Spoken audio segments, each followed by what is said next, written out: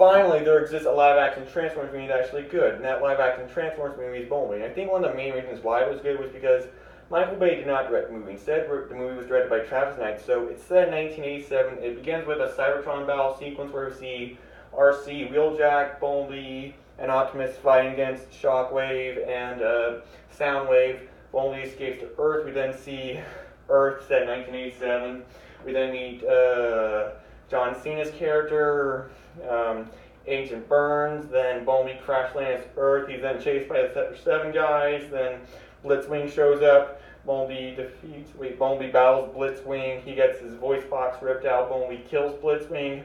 He then sees the Volkswagen. Then we see Charlie Watson, and she goes to work and such. She wants to get the car at her uncle's house, I think. And this car is the old Volkswagen. Then her birthday comes. She does get the car, and then when she takes it home, she finds that it's more than meets the eye because it's Bumblebee. He then transforms. Then he meets her.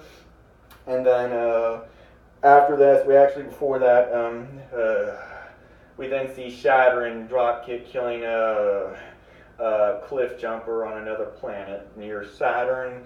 And then after this, we then see them crash land at Earth. They then scan vehicle forms. Then Bumblebee and Charlie go to the beach, lay out ground rules. Then we see Dropkick and Shatter meet the Sector 7 guys. Then after this, we then meet Memo, I think.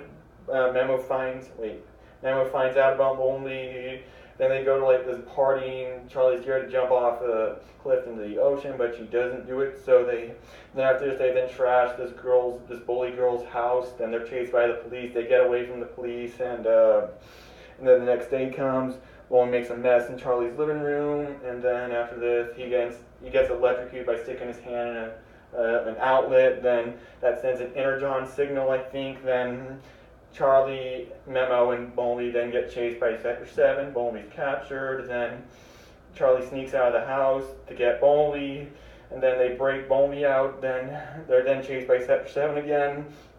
And then, we also see Optimus holograms in this movie. I forgot to mention that.